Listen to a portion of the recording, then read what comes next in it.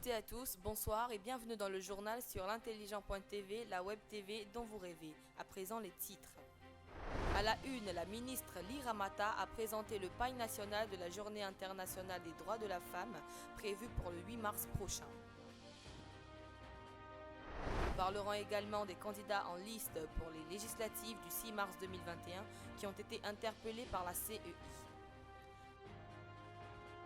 Enfin, nous évoquerons la rentrée académique 2020-2021 à l'Institut de formation au métier de l'action sociale de la CNPS.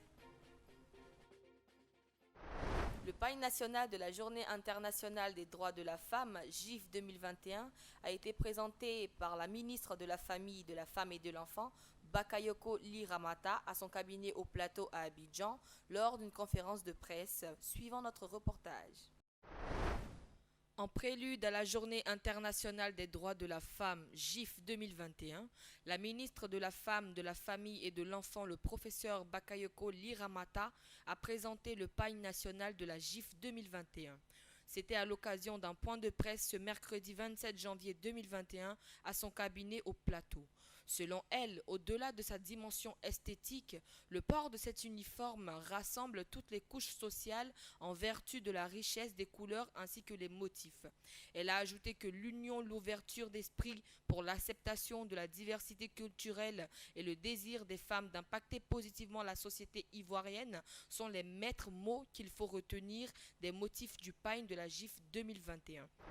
En ce qui concerne les législatives 2021 qui auront lieu le 6 mars prochain, la commission électorale indépendante CEI interpelle les candidats et les menace de radiation. Plus de détails dans ce reportage de Ibrahim Khalil, commenté par votre fidèle serviteur. Les élections législatives en Côte d'Ivoire auront lieu le 6 mars 2021.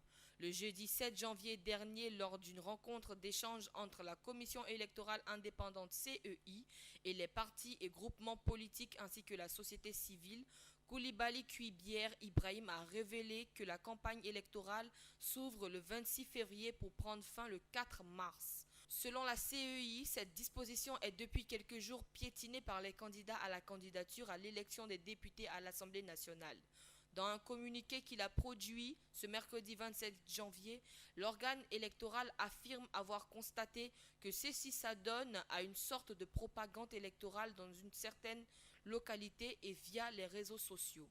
Il insiste auprès des candidats à la candidature que les articles 31 et 32 du Code électoral interdisent formellement toute forme de propagande électorale en dehors de la période réglementaire. Et d'ajouter que tout candidat à la candidature qui se rendra coupable de violation de cette norme verra son nom radié de la liste des postulants. Car, à en croire l'institution dirigée par Koulibaly Kuibière Ibrahim, elle attache du prix au respect scrupuleux des textes qui régissent le processus électoral. Les législatives du 6 mars verront compétir aussi bien le parti au pouvoir, le RHDP, que des partis de l'opposition tels que le PDCI-RDA, le FPI et la plateforme Ensemble pour la démocratie de la souveraineté EDS. Terminons cette édition avec la rentrée officielle de l'Institut de formation au métier de la sécurité sociale IM2S de la CNPS pour l'année académique 2020-2021 qui a eu lieu ce mercredi 27 janvier 2021. Le mercredi 27 janvier 2021, l'Institut de formation au métier de la sécurité sociale IM2S de la Caisse nationale de prévoyance sociale CNPS a effectué son entrée officielle pour l'année académique 2020-2021 à son siège, 6 à l'antenne de la CNPS à Yopougon. À cette cérémonie, Denis Charles Kouassi, directeur général de la CNPS, était représenté par son conseiller technique en charge du système d'information Touré Ali. Pour cette entrée académique, l'établissement recevra 215 pensionnaires dans 5 cycles de formation selon son directeur Ala Koua. Quant aux représentants du directeur général de la CNPS Touré Ali, il les a félicités pour leur succès au concours d'entrée. L'IM2S comprend 2 structures, à savoir le Centre ivoirien de formation des cadres de sécurité sociale CIFOC-SS qui a pour mission essentielle la formation initiale du personnel de la CNPS et des organismes de sécurité sociale d'Afrique francophone et lusophone et le centre de perfectionnement qui s'occupe de la formation continue des cadres. Cette année, les étudiants viennent de 6 pays que sont la Côte d'Ivoire, le Burkina Faso, la Guinée, le Mali, la Centrafrique et le Niger.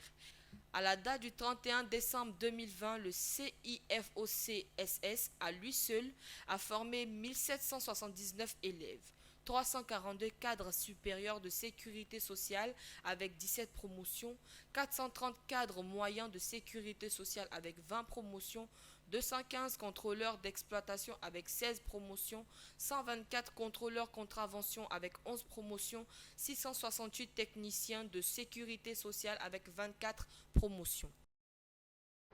C'est avec ce reportage de Jean-Hubert Coffot que nous terminons ce journal. Rendez-vous est pris pour demain, même heure, sur l'intelligent.tv, la web TV dont vous rêvez. À très bientôt.